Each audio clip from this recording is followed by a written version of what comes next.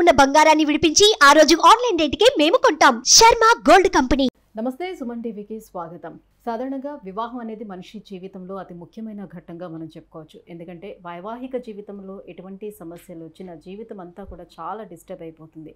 కాబట్టి వివాహం చేసుకునే సమయంలో జాతకం అనేది ఖచ్చితంగా మనం చూసుకోవాల్సిన అవసరం ఉంటుంది. అందులో భాగంగానే ఏ రాశి వారిని వివాహం చేసుకుంటే వారి జీవితం బాగుంటుంది, ఈ విషయాన్ని తెలియజేసేందుకు మనతో పాటు ఉన్నారు ప్రముఖ ఆస్ట్రాలజిస్ట్, వేదిక వాస్తు నిపుణులు శ్రీమతి జయప్రద గారు. అమ్మ నమస్కారం. నమస్తే అమ్మ, శ్రీమాత్రే నమః. అమ్మ, వివాహం చేసుకోవాలి అని ఫిక్స్ అయిన తర్వాత వృషభ రాశి వారి గురించి తీసుకుంటే, వృషభ రాశి వారు ఏ రాశి వారిని వివాహం చేసుకుంటే బాగుంటుంది, ఏ రాశి వారి జోలికి అస్సలు వెళ్ళకూడదు అంటారు? ఖచ్చితంగా వృషభ రాశి వాళ్ళు ఏ రాశి వాళ్ళ జోలికి వెళ్ళకూడదు అంటే, వీళ్ళు ఖచ్చితంగా మేషరాశి, మిథున రాశి పక్క పక్కన ఉన్నటువంటి రాశికి వెళ్ళకూడదు. సో వెళ్ళడం వల్ల ఏంటంటే వీళ్ళకి వచ్చే ఇబ్బందులు ఏంటి అంటే, మెయిన్ మేషరాశి వాళ్ళ తత్వం ఏంటంటే కొంచెం అగ్రెసివ్గా ఉంటుంది. వృషభ రాశి వాళ్ళు కొంచెం లవబుల్గా ఉంటుంది. అంటే ప్రేమతత్వం కలిగిన వాళ్ళు, కొంచెం ఏదైనా చక్కగా సైలెంట్గా నిదానంగా చెప్పొచ్చు కదా, ఎందుకు అంత గట్టిగా చెప్తారు అనేసి.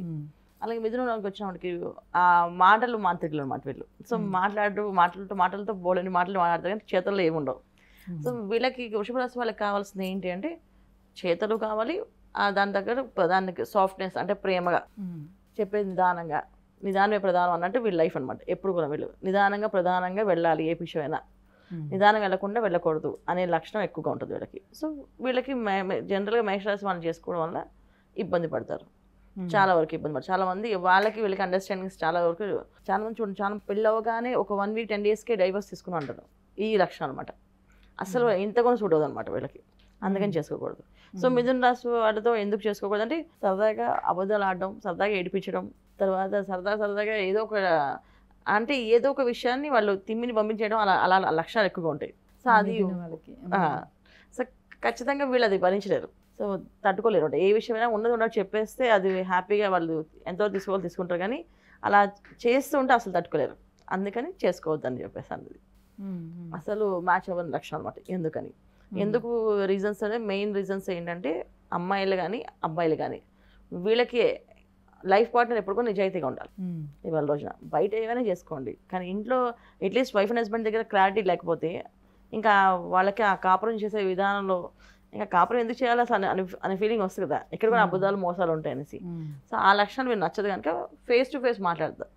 సో బయట కొన్ని విషయాల్లో, ఇప్పుడు మిథున రాశి వాళ్ళు వ్యాపారస్తులు అనుకోండి, కొన్ని రకాల వ్యాపారాల్లో కొన్ని అబద్ధాలు చెప్పాల్సి వస్తుంది. ఇంట్లో కొన్ని ఒక వైఫ్ ఫోన్ ఇచ్చి నేను లేదని చెప్పంటే వాళ్ళకి అది నచ్చదు.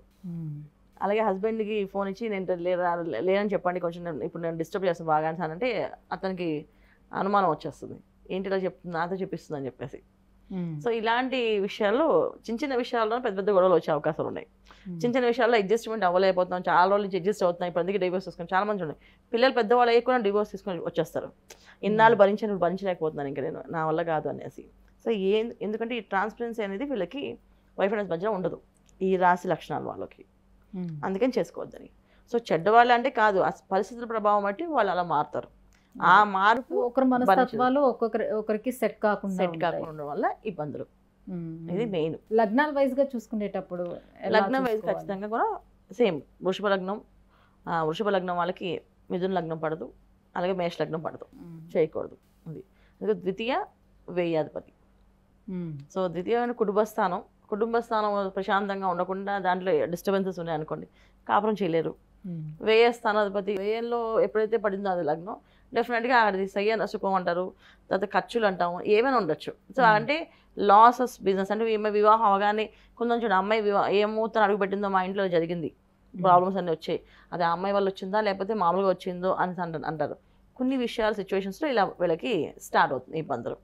అది ఇద్దరికి ఇబ్బంది పడతారు. ఇప్పుడు ఈ అమ్మాయి అడుగుపెట్టిన వేళ విశేషం వాళ్ళు జరగలేదు అనుకోండి, వాళ్ళు ఇబ్బంది పడతారు. ఆ అడుగుపెట్టిన టైంలో ఈ అమ్మాయిని అన్నారు కనుక ఈ అమ్మాయికి లైఫ్ లాంగ్ బాధపడుతుంది. ఒకవేళ ఆ అబ్బాయిని వివాహం చేసుకుని చాలా మంది చూడండి, వివాహం అయిన తర్వాత ఏదో ఒక బిజినెస్ లాస్ అయ్యి చాలా అప్పులు ఉండిపోయి ఆ అప్పులు తీర్చాల్సి వస్తుంది, వైఫ్ జాబ్ చేసి తీరుస్తుంది. అది కూడా ఇది ఒక రీజన్స్ అనమాట ఈ లగ్నాల వల్ల. సో జాతకం ప్రకారం తెలిసిన వాళ్ళు అయితే ఖచ్చితంగా లగ్నాలు ఖచ్చితంగా చెక్ చేసుకొని, పాయింట్స్ ఎన్నోసారి చెక్ చేసి, నక్షత్రాలు కూడా చెక్ చేసుకొని వివాహం చేసుకోవాలి. ఒకళ్ళు ఏమి తెలియని వాళ్ళైతే కనీసం రాశిని చూసుకొని చేసుకుంటే అట్లీస్ట్ ఈ రాశితత్వం ఏంటంటే మనస్తత్వాలకి దూరంగా ఆ మనస్తత్వం ఈ మనస్తత్వం కలవదు కనుక వీళ్ళు కొంచెం దూరంగా ఉండడం వల్ల మంచి జరుగుతుంది. అది చేసుకోవద్దని చెప్పి. అది బేసిక్గా మంచి వాళ్ళు కాదని కాదు, ఎవరికి వాళ్ళే మంచి వాళ్ళు, కాకపోతే ఒకరికొకరు పడదు అంతే. అదే వాళ్ళకు పడినటువంటి రాశులు ఏముంటాయి? వృషభ రాశి వాళ్ళకి కన్యా రాశి, మిథునం పడదు, కన్య పడుతుంది మళ్ళీ. సో మిథున రాశి మళ్ళీ బుధుడు అధిపతి, కన్యా రాశి బుధుడు అధిపతి, కానీ అయినా సరే కన్యా రాశి పడుతుంది. తర్వాత మళ్ళీ వీళ్ళకి మీనరాశి పడుతుంది. అందుకని వీళ్ళ ఆలోచన విధానం కొంచెం బాగుంటుంది. అయితే సేమ్ రాశి వాళ్ళు ఉండే వాళ్ళని చేసుకోకూడదు. ఎందుకు అంటే సేమ్ ఒకటే ఆలోచన ఉంటాయి ఇద్దరేను. సో దీనికి ఏం చెప్పాలనిపిస్తే తను చెప్తే వెయిట్ చేస్తుంటే, అలాగే తను చెప్పాలన్న విషయం తిని చెప్తూ వెయిట్ చేస్తూ టైం వేస్ట్ అవుద్ది. పోట్లాడుకున్నారంటే ఇద్దరు ఒకేసారి పోట్లాడుకుంటారు. సో ఎవరు సారీ చెప్పుకోరు. ఏదైనా గొడవ వచ్చిందంటే ఎవరు ముందు కాంప్రమైజ్ అవ్వాలంటే ఎవరు కాంప్రమైజ్ అవ్వలేరు. ఇద్దరికి ఈగో ప్రాబ్లం ఉందనుకోండి. సో అందుకే ఒక రాశి వాళ్ళు చేసుకోవద్దని చెప్పేది. అందుకే ఒకేలా ఉంటారు ఇద్దరు ఆలోచనలు. ఆ ఒకేలా ఉన్నప్పుడు ఎవరు కాంప్రమైజ్ అవుతారు? ఇక వ్యాపార భాగస్వాములుగా చేసుకోవాలంటే ఏ రాశి వారిని సెలెక్ట్ చేసుకోవాల్సి ఉంటుంది? వీళ్ళు వృషభ రాశి వాళ్ళు సింహరాశి, తర్వాత కన్యా రాశి, వీళ్ళు భాగస్వాములు బాగుంటుంది. వీళ్ళకి అండర్స్టాండింగ్ బాగుంటుంది. మాట్లాడే విధానం కానీ చేసే విధానం కానీ బాగానే ఉంటుంది, చేసుకోవచ్చు. వివాహానికి మాత్రం మళ్ళీ తులారాశి పనికిరాదు. అయితే వివాహానికి కొంచెం అటు ఇటుగా వేరే రాశులు ఉన్నాయి, వ్యాపార భాగస్వామ్యానికి వేరే రాశులతో కంపల్సరీగా ఉంటాయి. కొన్ని విషయాల్లో మ్యాచ్ అవుతాయి నాన్న, కొన్ని విషయాలు మ్యాచ్ అవ్వవు.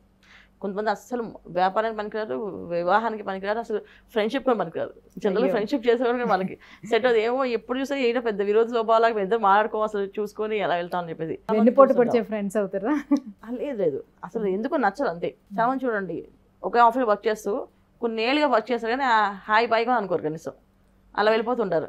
అది ఎందుకు ఏమో తెలియదు. ఆయన వల్ల నాకే శత్రువు లేదు, ఆయన వల్ల నాకు నష్టం జరగలేదు, కానీ నన్ను చూస్తే ఆయన మాట్లాడు, ఆయన చూస్తే నేను మాట్లాడు అనే ఫీలింగ్ ఉంటుంది. సో ఈ కలవను అన్నమాట అంతే.